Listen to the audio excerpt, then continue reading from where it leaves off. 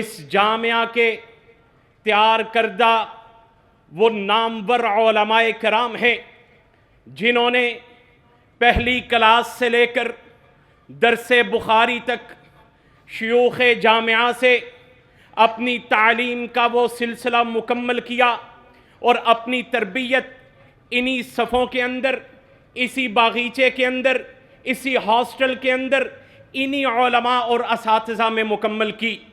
اور مجھے یہ یقین ہے کہ انشاءاللہ العزیز قیامت کی دیواروں تک اس جامعہ سے یہ سلسلہ جاری و ساری رہے گا۔ آج بڑے سے چہرے ہوں گے جو ہمارے لیے نامعلوم ہوں گے، لیکن آنے والے دنوں میں وہ دنیا کے لیے ایک روشن مینار ہوں گے، ایک روشن ستارے ہوں گے۔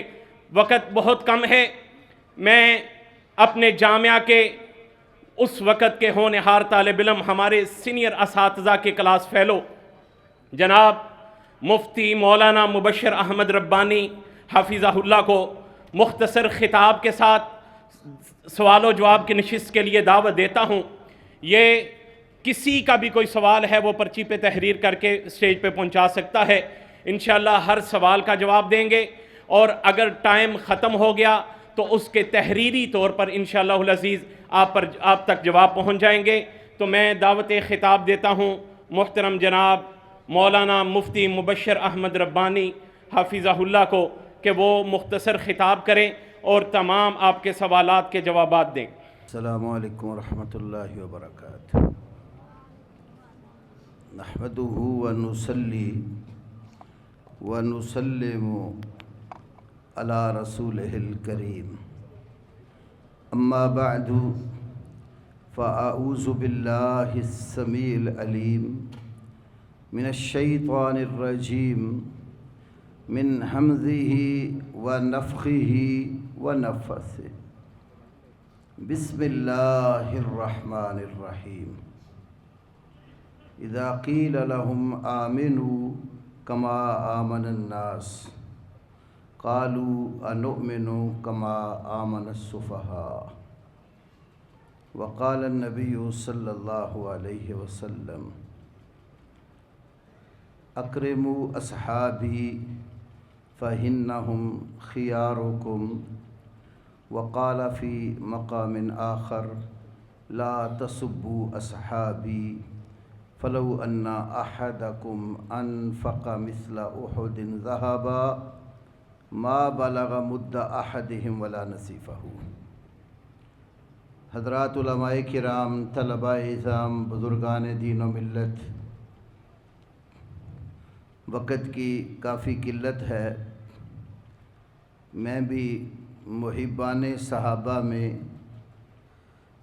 نام لکھوانے کی خاطر چند کلمات آپ کے سامنے عرض کروں گا۔ آج کچھ لوگ ایسے ہیں جو رسول اللہ صلی اللہ علیہ وسلم کے اصحاب کو طعن و تشنیع اور دشنام دیتے ہیں، اور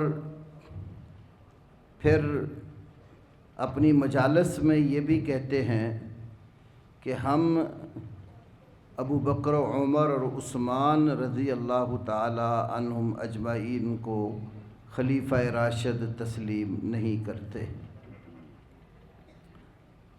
تو ہم یہ کہتے ہیں کہ تمہارے تسلیم کرنے یا نہ کرنے سے ان کی خلافت راشدہ پر کوئی اثر نہیں ہے۔ تمہاری حیثیت ہی کیا ہے کہ تمہیں کسی کھاتے میں شمار کیا جائے؟ جن کی محبت کا دعویٰ کر کے تم اصحاب رسول کو گالیاں دیتے ہو، انہوں نے تو ابو بکر و عمر اور عثمان کو خلیفہ راشد مانا ہے، اور صرف حضرت علی نے ہی نہیں مانا، حضرت علی کے پورے خانوادے نے ان کو مانا ہے، حضرت علی کے بیٹے حسن و حسین نے مانا ہے، ان کے پوتے علی زین العابدین نے مانا ہے، ان کے پڑپوتے محمد باقر نے مانا ہے، آگے محمد باقر کے بیٹے جعفر صادق نے مانا ہے، جن کے نام کی تم نے اپنی فقہ وضع کر لی ہے، ان اماموں نے ابو بکر و عمر اور عثمان اور دیگر صحابہ کو مانا اور تسلیم کیا۔ حضرت علی رضی اللہ تعالی عنہ کے بارے میں دشمنان صحابہ کی کتب میں سے کتاب الغارات ابراہیم سقفی کی، اس میں حضرت علی رضی اللہ تعالی عنہ کا ایک خطبہ منقول ہے، جسے باقر مجلسی نے بھی بہار الانوار میں لکھا ہے، اور ابن ابی الحدید نے شرح نہج البلاغہ کے اندر ذکر کیا۔ جس وقت مصر میں حضرت علی نے قیس بن سعد بن عبادہ کو گورنر مقرر کیا، تو قیس بن سعد بن عبادہ کو ایک خط دے کر بھیجا، اور اس خط میں بسم اللہ الرحمن الرحیم کے بعد لکھا، یہ خط اللہ کے بندے علی امیر المومنین کی طرف سے ہر اس مسلمان کے نام ہے جس تک میرا یہ خط پہنچ جائے۔ اللہ کی وحدانیت بیان کی، پھر اس امت پر اللہ نے جو اپنا کرم فرمایا ہے اس کا تذکرہ کرتے ہوئے کہا، اللہ نے اس امت پر یہ کرم کیا کہ محمد الرسول اللہ صلی اللہ علیہ وسلم کو کتاب و حکمت اور سنن و فرائض دے کر بھیجا۔ پھر جو ان کی ذمہ داری تھی وہ انہوں نے مکمل کی، اور اللہ نے جو ان کا وقت مقرر تھا وہ پورا کر کے اپنی طرف قبض کر لیا۔ پھر آپ کی وفات کے بعد ان المسلمین استخلفوا امرئین صالحین منہم، علی کہتے ہیں کہ مسلمانوں نے دو صالح اور نیک شخصیات کا انتخاب کر کے رسول اللہ کے بعد ان کو خلیفہ چن لیا۔ وَعَمِلَا بِالْكِتَابِ، وہ ابو بکر و عمر دونوں نے اللہ کی کتاب اور شریعت پر عمل کیا۔ وَلَمْ يَتَعَدَّ السُّنَّةِ، دونوں صحابیوں نے سنت رسول سے تجاوز نہیں کیا۔ ثُمَّ تَوَفَّاهُمَا، پھر ان کے وقت مقررہ پر اللہ نے ان کو فوت کر دیا۔ فَرَحِمَهُمَ اللَّهُ، علی فرماتے ہیں ان دونوں پر اللہ کی رحمت نازل ہو۔ حضرت علی کے اس خط میں جو جملہ میں نے آپ کے سامنے رکھا ہے، ایک بات تو یہ معلوم ہو گئی، علی یہ سمجھتے ہیں خلافت منسوس نہیں ہے، یہ سمجھتے ہیں کہ جو ہمارے 12 امام ہیں وہ اللہ کی طرف سے مقرر کرتا ہے۔ بھئی کہاں ہے اس کی دلیل؟ قرآن میں قطعاً نہیں ہے۔ اس لیے تو کہا کہ یہ قرآن جو مسلمانوں کے گھروں میں ہے یہ اصل نہیں ہے، اصل قرآن اور تھا۔ احتجاج تبرسی میں لکھا ہے، اور نوری تبرسی نے اپنی کتاب فصل الخطاب فی تحریف کتاب رب الارباب میں درج کیا، جب حضرت ابو بکر صدیق کو خلیفہ بنا لیا گیا، علی گھر میں بیٹھ گئے قرآن لکھنے، اور انہوں نے زید بن ثابت کو بلا کر رضی اللہ عنہ مجمعین قرآن لکھوا لیا۔ علی جب قرآن مکمل کر بیٹھے تو لے کے باہر آ گئے، اور ابو بکر و عمر پر وہ قرآن پیش کیا جو حضرت علی کو اللہ کے نبی نے دیا تھا۔ انہوں نے کھولا، فوجد فیہ فضیحۃ المہاجرین والانصار، اس میں مہاجرین و انصار کی رسوائی کا تذکرہ تھا۔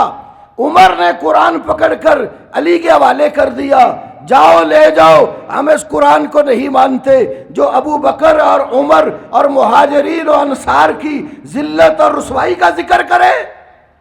کہتے ہیں علی نے قرآن لے لیا اور قسم کھا کر کہا واللہ لا ترونہ بعد ھذا اليوم ابدا، اللہ کی قسم آج کے بعد تم یہ قرآن نہیں دیکھو گے۔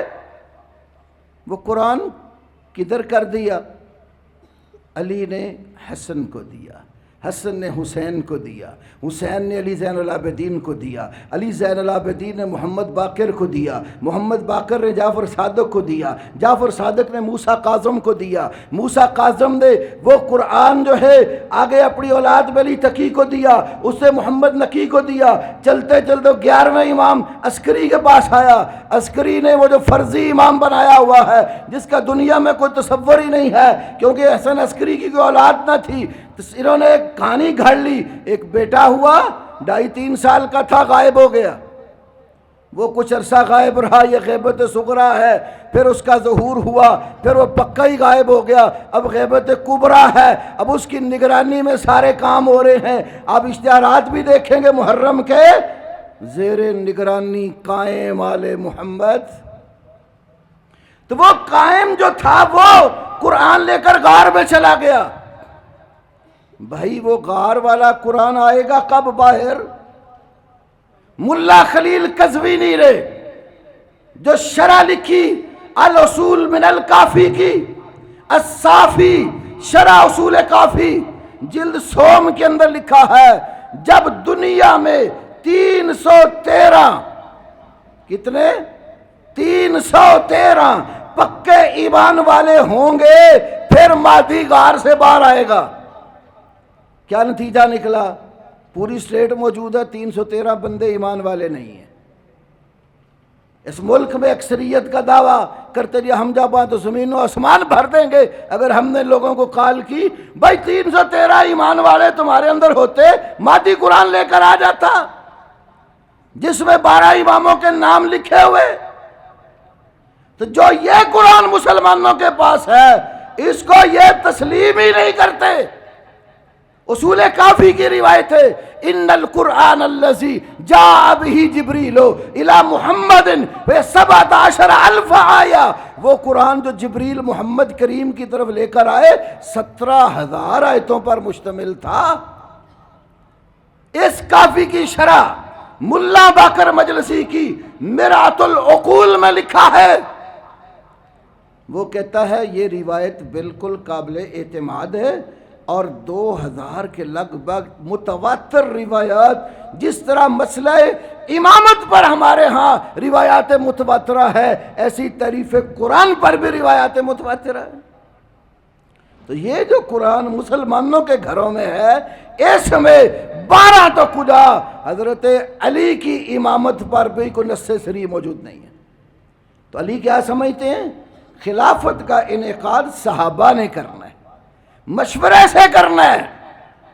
دوسری کتاب تمہاری بڑی معتبر نہج البلاغہ، نہج البلاغہ میں لکھا ہے حضرت علی نے امیر معاویہ کو خط لکھا، اے معاویہ انہو قد بایعنی القوم الذین بایعوا ابا بکر و عمر و عثمان، میری بیعت اس قوم نے کی ہے جنہوں نے ابو بکر عمر اور عثمان کی بیعت کی ہے۔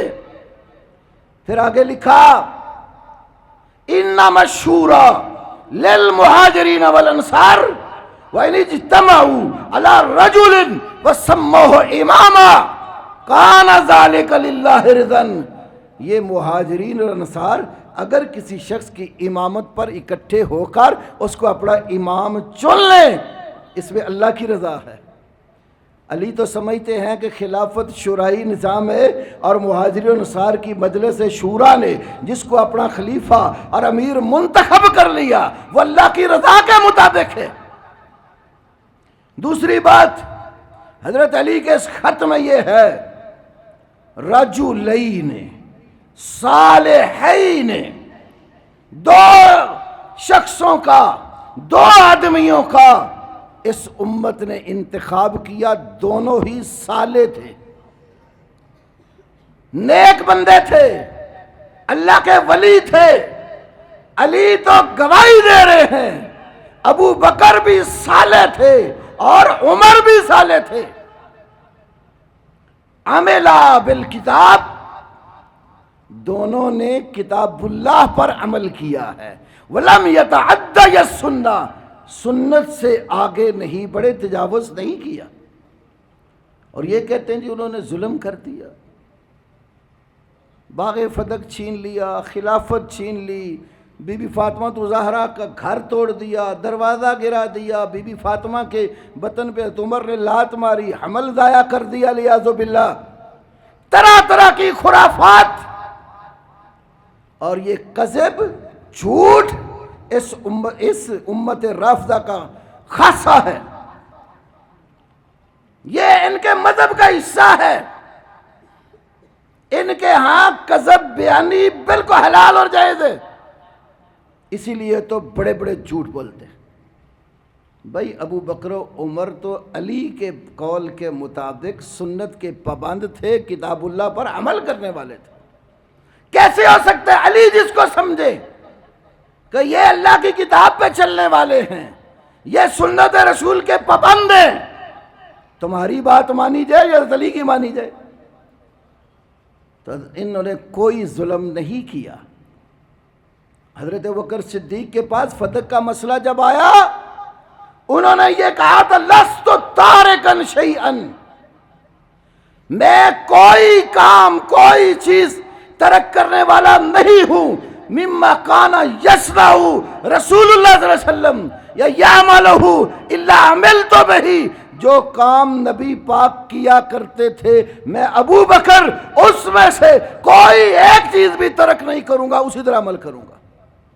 یہ بخاری وغیرہ میں حدیث اور ترمذی میں ہے، فرمایا اعول من یعولہ رسول اللہ صلی اللہ علیہ وسلم وانفق علی من ينفق علیہ، جن کی عیالداری اللہ کے نبی کرتے تھے اور جن پر اللہ کے نبی خرچ کرتے تھے، میں بھی اسی طرح ہی اس فدق کی آمدنی کو انہی لوگوں پر خرچ کروں گا۔ وہ تو سنت کی پیروی کرتے رہے، تو علی نے ان سب کو مانا، علی کی اولاد نے بھی مانا، حسن و حسین نے بھی ان کو اپنا امام مانا، اور محمد جو علی زین العابدین کے بیٹے جنہیں محمد باقر کہتے ہیں، اور بلکہ علی زین العابدین وہ بھی ان کو مانتے تھے اپنا امام اور رہبر۔ ایک حوالہ اس کا عرض کرتا ہوں، ان کے مذہب کی معتبر کتاب کشف الغمہ، علی بن عیسیٰ اربلی کی کتاب ہے، وہ لکھتا ہے امام علی زین العابدین کے پاس عراق سے کچھ لوگ آئے، جاء عنده نفر من العراق فقالوا فی ابی بکر و عمر و عثمان رضی اللہ عنہم۔ عراق سے کچھ لوگ آئے امام علی زین العابدین کے پاس، جنہیں بیمار کربلا بھی کہتے ہیں، جنہیں سجاد بھی کہتے ہیں۔ امام علی زین العابدین بیمار کربلا کے پاس عراق سے کچھ لوگ آئے، اور آ کر ابو بکر و عمر اور عثمان رضی اللہ عنہم کی شان میں گستاخی کرنے لگے، کیونکہ اہل عراق وہی لوگ تھے جو حضرت علی کی محبت کا دعویٰ کر کے اس خاندان کے دشمن تھے۔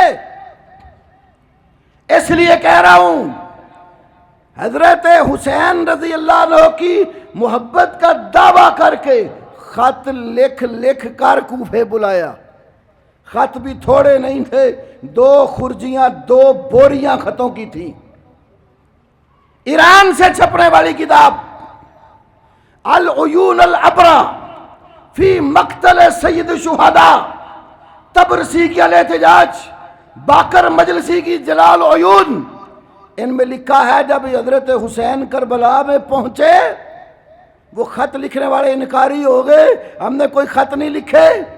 انہوں نے اپنے ایک ساتھی کو حکم دیا کہ وہ خط لے آؤ جو انہوں نے لکھے فجاؤ بخرجین مملوعین من الکتب، 2 بڑی خرجیاں خطوں کی بھری ہوئی لا کر آگے رکھتی. ظالموں، یہ خط لکھ کر تم نے ہمیں بلایا، اب انکار کرتے ہو. انکاری ہو گئے. حضرت علی کے اس خانوادے پر حملہ کر کے شہید کیا، اور ان مردوں میں صرف ایک ہستی بچے، علی زین العابدین.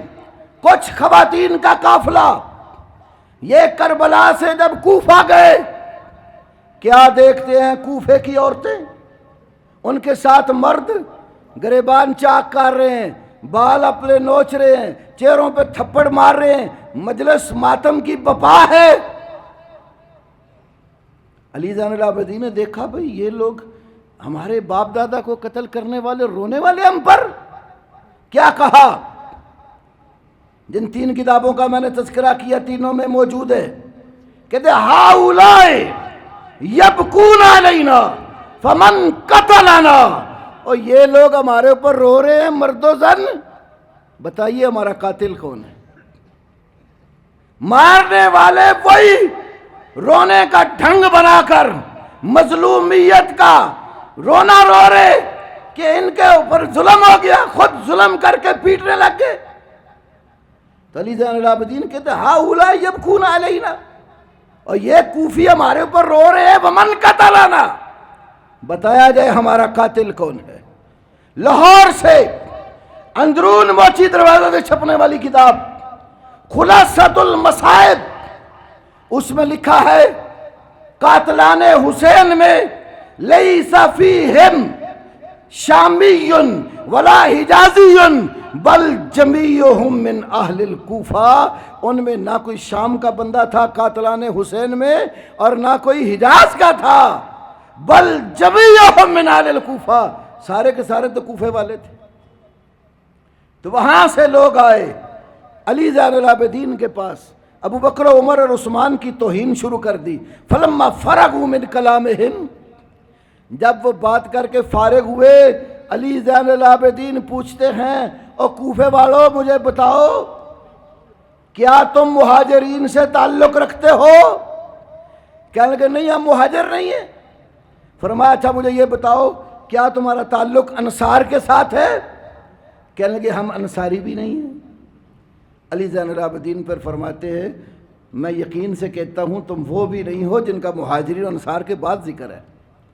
سورہ حشر میں اللہ نے پہلے مہاجروں کا ذکر کیا، پھر انصاریوں کا ذکر کیا، پھر انصار اور مہاجرین کے بعد میں آنے والوں کا ذکر کر کے فرمایا بعد والے تو ان کے لیے اللہ سے دعا مانگتے ہوئے کہتے ہیں ربنا اغفر لنا ولاخواننا الذین سبقونا بالایمان ولا تجعل فی قلوبنا غلا للذین آمنوا ربنا انک رؤوف رحیم. مومن تو 3 طرح کے ہی ہیں، یا مہاجر یا انصاری یا انصار و مہاجرین کے لیے بخشش کی دعا مانگنے والے، اور ان کے سینے ان کے بغض سے پاک اور مبرہ. اللہ سے کہتے یا اللہ ہمارے سینے میں ان کے بارے میں کوئی کھوٹ نہ رکھ. تو جب مہاجر بھی نہیں ہو تو انصاری بھی نہیں ہو تو ان کے لیے دعا مانگنے والے گروہ میں بھی نہیں ہو. اخرجوا انی فعل اللہ بکم. علی زین العابدین نے کہا نکل جاؤ، دفع ہو جاؤ میرے پاس سے، اللہ تمہارا ستیہ ناش کر دے. تو انہیں تو علی زین العابدین نے بھی مانا. حوالے اس خانوادے میں بہت ہے، آخری ایک بات کر کے سوالوں کے جواب دیتا ہوں، ٹائم بہت قلیل ہے. اسی خانوادے سے دیکھیے امام محمد باقر علی زین العابدین کے بیٹے حضرت حسین کے پوتے کیا کہتے ہیں؟ امام ابن عساکر کی تاریخ دمشق میں صحیح سند سے روایت ہے، فرماتے اللہم انی اتولاہما واحبہما. اے اللہ میں ابو بکر اور عمر سے دوستی رکھتا ہوں اور ان سے محبت کرتا ہوں. بھائی امام ہمیں تھوڑا سا ڈاؤٹ ہے، کیا کہیں تقیہ میں تو نہیں بات کہہ دی؟ اور یہ لوگ تو یہ بھی کہتے ہیں نا کہ وہ تقیہ کر جاتے تھے، کہ اصول کافی میں لکھا ہے، کہتے امام جعفر صادق نے کہا لیاذ باللہ التقیۃ من دینی ومن دین آبائی لا دین لمن لا تقیہ لا. تقیہ کرنا میرے باپ دادے کا دین ہے، اور جو تقیہ نہیں کرتا اس کا دین نہیں. اوپر اوپر سے کہہ دیا اندر کوئی بات اور ہو. کیا فرمایا؟ کہتے اللہم ان کان فی نفسی غیر ھذا فلا نالتنی شفاعت محمد صلی اللہ علیہ وسلم یوم القیامہ. میرے اللہ اس محبت کے سوا، صدیق اور عمر کی محبت کے سوا اگر میرے دل میں کوئی اور بات ہو، یوم قیامہ مجھے محمد کریم کی سفارش نصیب نہ ہو. تو علی زین العابدین، حضرت حسن، حضرت حسین، خود حضرت علی، نیچے تک 11ویں امام حسن عسکری تک، سارے کے سارے تو ابو بکر و عمر کو مانتے ہیں.